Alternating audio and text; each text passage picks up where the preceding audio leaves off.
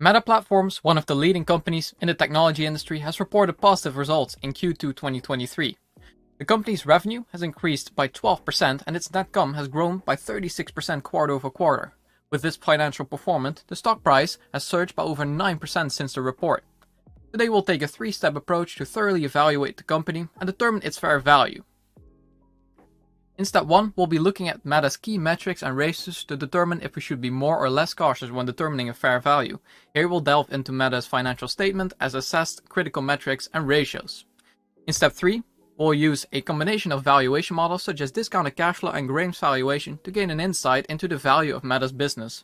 By using these methods, we can determine whether the stock is currently overvalued or undervalued in the current market on different metrics. In conclusion, by combining the findings from the three steps, we'll ultimately determine the fair value of Meta as an investment opportunity. To determine the final valuation, we'll be using a margin of safety. This margin of safety will be based on financial ratios, the financial health and the growth of the company, and we'll be using a standard margin of safety of 20% that can never go below 0%. The margin of safety can either increase or decrease based on the ratios that we're going to look at in just a moment, and the severity that the margin of safety will increase or decrease by will be determined by using a scale. When we're using 4 colors in our scale, bright red will mean a 5% increase, orange will mean no change, light green will mean a 5% deduction, and bright green will mean a 10% deduction. When we're using 3 colors, bright red will mean a 5% increase, orange will mean no change, and bright green will mean a 5% deduction from margin safety. The first two metrics that we'll be looking at are the margin and the EBIT growth. The EBIT has gone up over the years, going from $2.9 billion in 2013 to over $33 billion in 2022.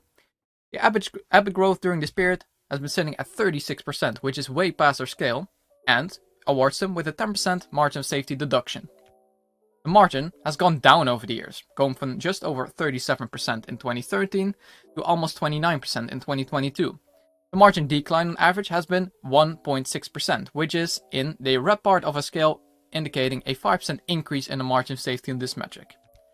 The final two ratios that we'll be looking at are the debt to EBITDA and return on invested capital. To get a debt to EBITDA ratio, we have to take the debt of the company, subtract the cash from it, and divide it by the EBITDA.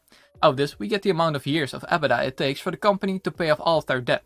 And looking at the chart above, we can see that the cash position of Meta is currently greater than the debt position, indicating that they have no net debt, indicating, again, a 0% debt to EBITDA ratio, which is in the green part of a scale, which is a 5% deduction in margin of safety. The return on invested capital for Meta is sitting at a very solid 17.5% in the green part of a scale, indicating that the management is very effective at allocating capital, which awards them with a 5% deduction in the margin of safety. Looking very good so far for Meta. Let's go look at the valuation models next to determine the intrinsic value of the company. The first valuation model that we'll be using is the discounted cash flow model. I've imported free cash flow of Meta going from 2013 to 2022. The average growth rate in free cash flow annually during this period has been 42%, and I'm projecting their future free cash flow to grow by 15% annually for the next 10 years. With this percentage, we'll determine the future free cash flow for Meta and determine a terminal year of valuation using a perpetual growth rate of 3% and a discount rate of 8.5%. This gives us a sum of free cash flow of just under $800 billion, and to get to our equity value, we have to add the cash and equivalents and subtract the debt, giving us an equity value of $811 billion. And dividing this by the amount of shares outstanding, we get a discounted cash flow price per share of $370.33, which is almost a 14% upside out of this model. The second model that we'll be using is Graham's revised valuation formula. In this model, we take a look at the earnings per share that Meta is generating, the growth rate estimate projected by Wall Street, and the current yield of AAA corporate bonds in relation to the average yield of AAA corporate bonds, always sitting at 4.4. And we go by the theory of Benjamin Graham that the PE of a company with no growth should never exceed 7. And looking at all of these metrics, we get a fair value of $206.49, which is a 36.5% downside from the current price. The next model that we'll be using is the multiple valuation. In this model, we take a look at similar companies to Meta, look at their stock price and their earnings per share. This way, we can determine the average PE multiple in the industry, which in this case is sitting at 33.28. All that's left to do to get our fair value then is to multiply by the earnings per share that Meta is generating, which is $7.71 a share, giving us a fair value of $256.57, which is a 21.17% downside out of this model.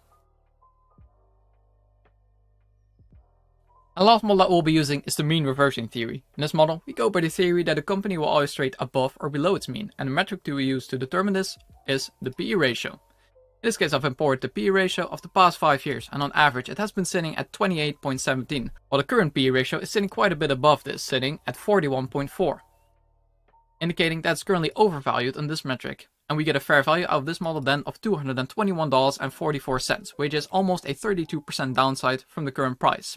Let's go look at the final overview of a valuation next. Looking at our final overview, we've imported the discounted cash flow, Graham's valuation, the multiple valuation, and the mean reversion theory price per share, giving us an average of $263.71. Margin of safety we've determined earlier using a standard margin of safety of 20%, deducting 5% for the debt to EBITDA, 10% for the EBIT growth, and 5% for the return on invested capital, and adding 5% for the market growth, leaving us with a 5% margin of safety. Applying this margin of safety, we get a fair value of $250.52, and with the current price of $325.48, we get a downside of just over 23%, indicating that's currently a sell.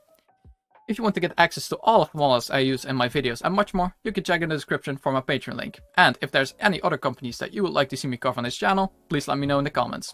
Thanks for watching.